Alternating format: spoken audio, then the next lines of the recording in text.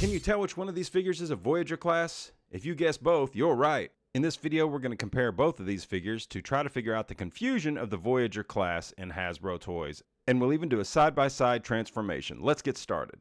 We have two Voyager Optimus Primes here from the Transformers movie Rise of the Beast. We have the mainline Optimus Prime right there, quite declaratively is a Voyager class, right?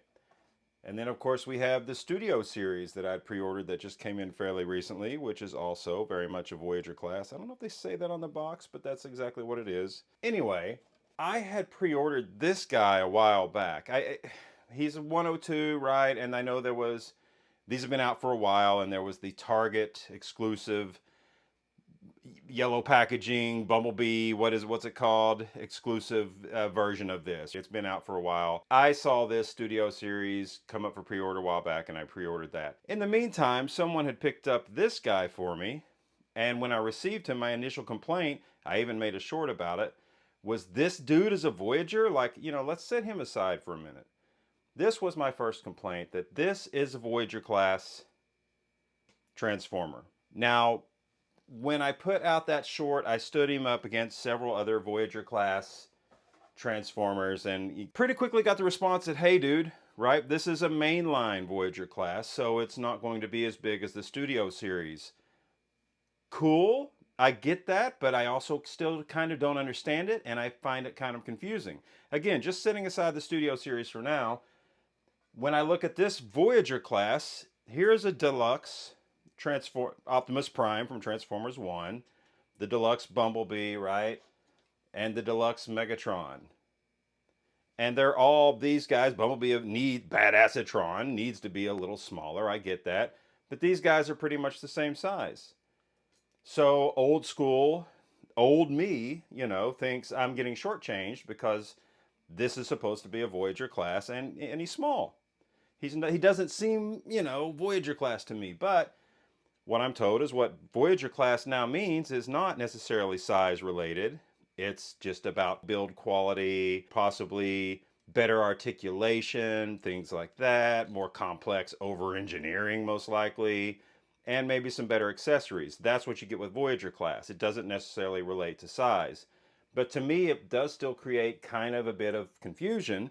It's kind of like Apple with their iPad line. They had iPads, iPad Pros. Then they had iPad Air came out, and that was supposed to be the thinnest, lightest iPad ever, all that sort of nonsense. Then their iPad Pros ended up getting even thinner than the iPad Airs, but they still have the iPad Airs. Same with the MacBook Airs, and suddenly none of it makes sense.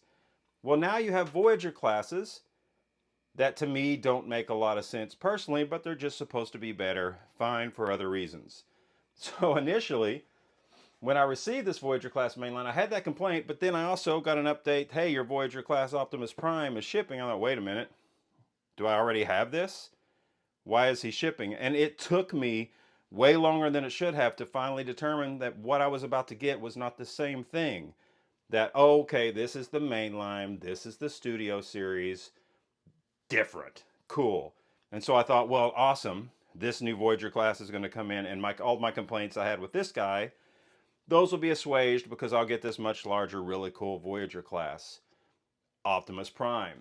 You know, like I'm thinking, let me grab from the shelf. Here's a Voyager class right here, Thundertron, right? The Star Raiders. These are what I sort of expect from Voyager classes. I'm not going to grab any more because somehow I'll knock things off a shelf. But that's kind of what I was expecting. Instead, I got a Prime that's sort of slightly bigger than this guy. Fine. But you know what? As far as Studio Series goes, he's slightly more complex. I get that. He has this cool little add-on that's supposed to represent in the movie when his fist turns into a gun, but kind of small, you know, not super impressive. And he's got this cool sword. By the way, this Prime's gun, I don't know where it is. It's on the shelf behind me somewhere, but I don't really feel the need to look for it. But what I also found out when I started transforming this guy was literally everything fell apart. When I started to move the arms, those pieces came off. When I started to move the head back, I think this piece came off. There are like at least 3 or 4 different parts of this guy that broke off during the transformation process, and I had to put back on, and it was a super pain in the butt. And ultimately, it became less satisfying of an experience to transform this guy than it was this guy. That leads me to question two.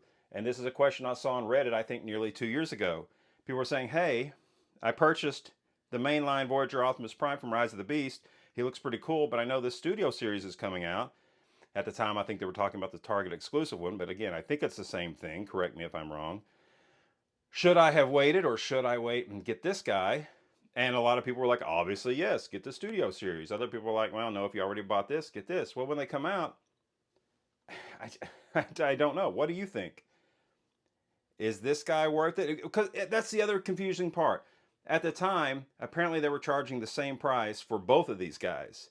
So Walmart had a deal where literally what they were selling this guy for, this guy was going to be the same price, even though this was mainline, this was studio. Basically what I'm saying is Hasbro, get it together.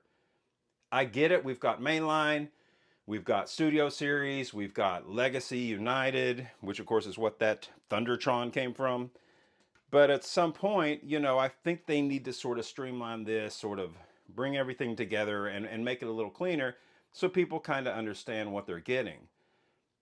And ultimately, what do these classes mean anymore? Because Voyager class, leader class, sometimes you get a leader class that might not be even as big as your Voyager class, but it has some stupid truck bed or something that goes on the end that you're never going to use, but that's how they justify it. And it's just kind of a pain. Ultimately, I have both of these guys. Yes, this guy looks a little better, you know, but when I try to transform him initially, literally everything's breaking off. This guy is a little plainer. I don't like the gray as much. The gray looks a little more, you know, plasticky and way more like a toy. The gray on his body looks a little more, you know, like something of a collector's item. Something, you know, it just has a little more detail and it's a little more polished and something you'd probably be more likely to display. But regardless, I don't know. Which one of these is really worth having? And when they're both Voyager class, what does that ultimately mean anymore? What I'm going to do now is transform both of them. And I'm going to do what I haven't seen many people do. I'm going to do a side-by-side transformation of both of them. Try to make them as clean as I can, but we can also kind of judge what we think about these two figures and then see them in their alt modes. And again, consider what does it mean to be Voyager class.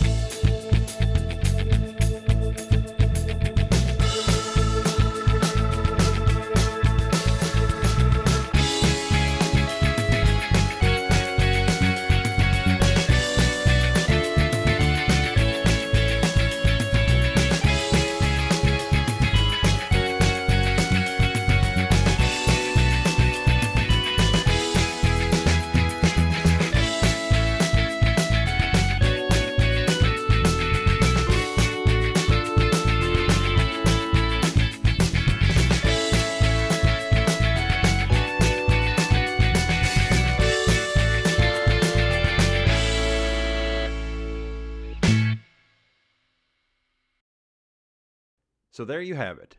Two different Voyagers. The mainline Optimus Prime and the Studio Series Optimus Prime. Slightly bigger, but is he slightly better? I'd love to hear what you think. Is the Voyager class confusion out of control, or does it make perfect sense to you? Does size matter at all? Or are you happy with the over-engineering, even if it means, like the guy on the right there, some parts just never seem to go together correctly? And as always, I try to save this message to the very end. If you enjoyed this video, please like it, please share it, and please subscribe. It helps me out a lot.